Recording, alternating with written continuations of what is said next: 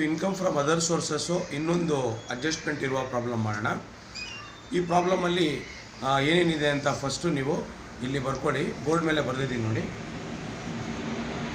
Mister Ramesh has the following investment for the financial year 2018-19. First point, rupees 10 lakh 5% UP government securities.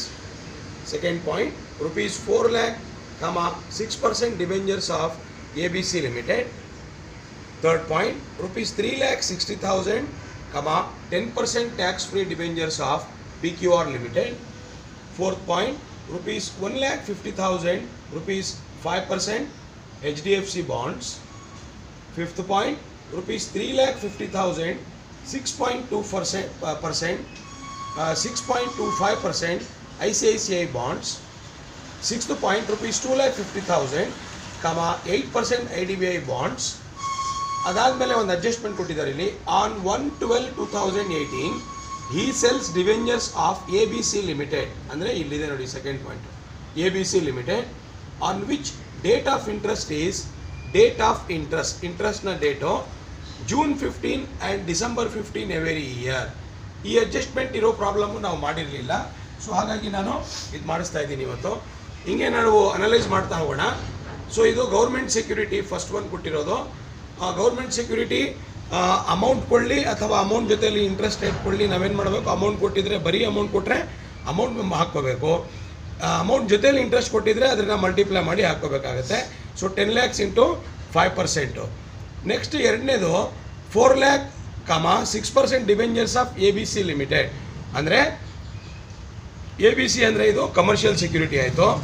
ಇಲ್ಲಿ amount ಕೊಟ್ಟಿದ್ದಾರೆ, amount of ಇದು ಕೊಟ್ಟಿದ್ದಾರೆ, interest ಕೊಟ್ಟಿದ್ದಾರೆ, plus 6% rate ಕೂಡ ಕೊಟ್ಟಿದ್ದಾರೆ. ಇದು ಟ್ಯಾಕ್ಸ್ ಫ್ರೀ, ಇದು ಟ್ಯಾಕ್ಸ್ ಫ್ರೀ ಅಲ್ಲ, ಯಾಕಂದರೆ ಇಲ್ಲಿ ಟ್ಯಾಕ್ಸ್ ಫ್ರೀ ಅಂತ ಮೆನ್ಷನ್ ಆಗಿಲ್ಲ, ಲೆಸ್ ಟ್ಯಾಕ್ಸಲ್ಲೇ ಬರುತ್ತೆ. ಆದರೂ ಕೂಡ ಇದಕ್ಕೆ ಸಂಬಂಧಪಟ್ಟಿದ್ದು ಒಂದು ಅಡ್ಜಸ್ಟ್ಮೆಂಟಲ್ಲಿ ಏನು ಹೇಳ್ತಾರೆ ಅಂದರೆ, ಆ ಸೆಕ್ಯೂರಿಟಿನ ಇವರು ಮಾರ್ತಾರೆ. ಈ cells debentures of ABC limited, ಅವರು ಮಾರಾಟ ಮಾಡಿಬಿಡ್ತಾರೆ. ಅದರ ಇಂಟ್ರೆಸ್ಟು ಪ್ರತಿ ವರ್ಷ ಇಲ್ಲ ಜೂನ್ 15ಕ್ಕೆ ಇರುತ್ತೆ ಅಥವಾ ಡಿಸೆಂಬರ್ 15ಕ್ಕೆ ಇರುತ್ತೆ ಅಂತ ಕೊಟ್ಟಿದ್ದಾರೆ. ಯಾವಾಗ ಸೆಕ್ಯೂರಿಟಿ ಮಾರ್ತಾರೋ, ಸೆಲ್ ಮಾಡ್ತಾರೋ, ಆ ಅಡ್ಜಸ್ಟ್ಮೆಂಟ್ ಏನಾದರೂ ಕೊಟ್ಟು ಯಾವಾಗ ಅದರ ಇಂಟ್ರೆಸ್ಟು ಕ್ರೆಡಿಟ್ ಆಗುತ್ತೆ ಅವ್ರಿಗೆ ಅಥವಾ ಇಂಟ್ರೆಸ್ಟ್ ಬರುತ್ತೆ ಅಂತ ಡೇಟ್ ಮೆನ್ಷನ್ ಮಾಡ್ತಾರೋ, ಆವಾಗ ನಾವು ಅಂದ್ಕೋಬೇಕು ಇದಕ್ಕೆ ಅಡ್ಜಸ್ಟ್ಮೆಂಟು ಇದೆ, ಇದನ್ನು ಯಾವ ಥರ ಕ್ಯಾಲ್ಕುಲೇಟ್ ಮಾಡೋದು ಅಂತ. ಅಂದರೆ ಇಲ್ಲಿ ವರ್ಷ ಸ್ಟಾರ್ಟ್ ಆಗೋದು ಜನವರಿ, ಎಂಡ್ ಆಗೋದು ಡಿಸೆಂಬರು. ಇಲ್ಲಿ ಜೂನ್ 15 ಅಂತ ಹೇಳ್ತಾರೆ, ಜೂನ್ 15 ಒಂದು, ಡಿಸೆಂಬರ್ 15 ಅಂದರೆ ಜನವರಿ ಟು ಜೂನು ಒಂದು ಹಾಫ್ ಇಯರ್ಲಿ ಆಗುತ್ತೆ, ಇದು ಜುಲೈ ಟು ಡಿಸೆಂಬರ್ ಇನ್ನೊಂದು ಹಾಫ್ ಇಯರ್ಲಿ ಆಗುತ್ತೆ. ಸೊ ಹಾಗಾದರೆ ಇವರು ಮಾರಾಟ ಮಾಡಿರೋದು ಡಿಸೆಂಬರಿಗೆ, July to December half yearly ಆಗುತ್ತೆ, ಫುಲ್ ಇಯರ್ ಅಂತ ಕನ್ಸಿಡರ್ ಮಾಡೋಕ್ಕಾಗಲ್ಲ. ಈ ಅಡ್ಜಸ್ಟ್ಮೆಂಟ್ ಆ ಥರ ಕೊಟ್ಟರೆ ಹೆಂಗೆ ಮಾಡೋದು ಅಂದರೆ 4 lakh ಇಂಟು 6/100 ಮಾಮೂಲಿ ಮಾಡ್ಕೋಬೇಕು, ಇಂಟು ಒಂದು ವರ್ಷಕ್ಕೆ 12 ತಿಂಗಳಿರುತ್ತೆ. ಆಮೇಲೆ ಇದು ಹಾಫ್ ಇಯರ್ಲಿ ಆಗಿರೋದ್ರಿಂದ ಜೂನ್ ಟು ಡಿಸೆಂಬರ್ ಇರೋದ್ರಿಂದ ಜನವರಿ ಟು ಜೂನ್ ಒಂದು half yearly, July to December ಇನ್ನೊಂದು ಹಾಫ್ ಇಯರ್ಲಿ ಆಗಿರೋದ್ರಿಂದ ಇದನ್ನು ನಾವು ಯಾವ ಥರ ಮಾಡಬೇಕಂದ್ರೆ 4 lakhs ಇಂಟು 6/100 ಇಂಟು 6 ಅಂದರೆ ಇದು ಪರ್ಸೆಂಟೇಜ್ ಇಂಟು 6/12 ಮಾಡ್ಕೋಬೇಕು. ಇದು ಪರ್ಸೆಂಟೇಜು 6, ಇದೇನಂದರೆ ಹಾಫ್ ಇಯರ್ಲಿ, ಈ 12 ಯಾವುದಾದ್ರೆ number of months in a year.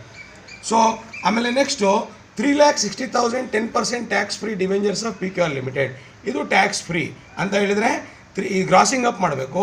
3,60,000 into 10% divided by 100 into 100/90 ಮಾಡ್ಕೋಬೇಕು. ಟ್ಯಾಕ್ಸ್ ಫ್ರೀ ಅಂದರೆ always grossing up.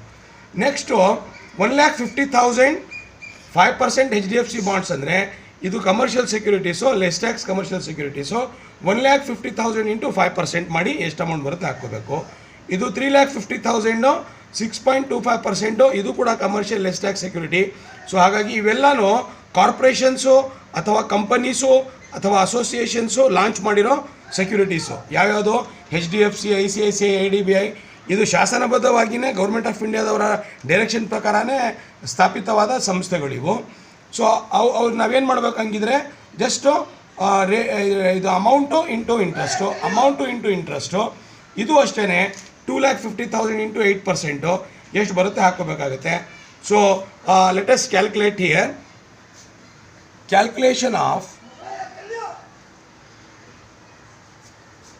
taxable income from other sources columns ಹಾಕ್ಕೊಡಿ.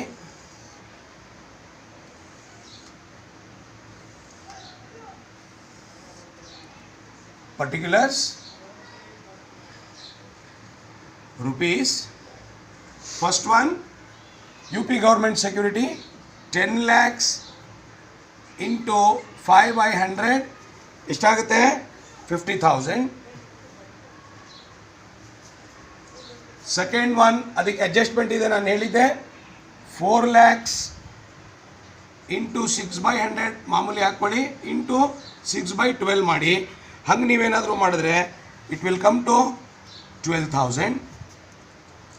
Third one 3,60,000 into 10% by 100 into 100 by 90 ಯಾಕೆ ಮಾಡ್ತೀವಿ ಅಂದರೆ grazing up ಮಾಡ್ಕೋತೀವಿ. ಇದು tax free security ಇದು. So ಇದನ್ನು ನಾವು ಗ್ರಾಸಿಂಗ್ ಅಪ್ ಮಾಡಿದ್ರೆ ಎಷ್ಟು ಬರುತ್ತೆ? 40,000 ಬರುತ್ತೆ. Next fourth one 1,50,000 into 5 by 100 rupees. 1,50,000 into 5 by 100 ಮಾಡಿದ್ರೆ it will come to around 7,500. Fifth one 3,50,000 into 6.25 by 100 ಮಾಡಿದ್ರೆ it will come to 21,875. Next sixth one 2,50,000 into 8 by 100. So calculate ಮಾಡಿ, it will come to 20,000. ಇಲ್ಲಿ ಯಾವುದು bank charges ಅಂಥದ್ದು ಯಾವುದು ಕೊಟ್ಟಿಲ್ಲ. So ಹಾಗಾಗಿ ನಾವು ಅದೇನು ತಲೆ ಕೆಡಿಸ್ಕೊಳ್ಳೋದು ಬೇಡ. ಇದು ಒಂದೇ ಅಡ್ಜಸ್ಟ್ಮೆಂಟು.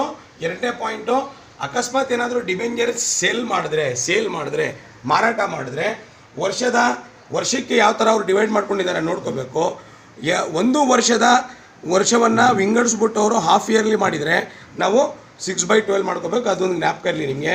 ಇದು ಟೋಟಲ್ ಮಾಡಿದ್ರೆ ಎಷ್ಟು ಬರುತ್ತೆ ಅಂದರೆ ನಮಗೆ 1,51,375 ಬರುತ್ತೆ.